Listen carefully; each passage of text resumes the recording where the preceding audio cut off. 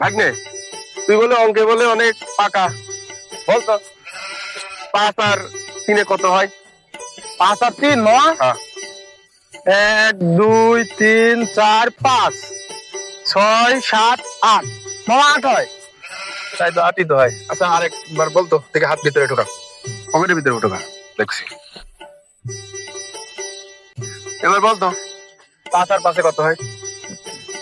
5 আর 5 5 আর 5 মামা 11 হয়। 5 আর 5 করবে 11 হয়? তুমি হাত ঢুকাও।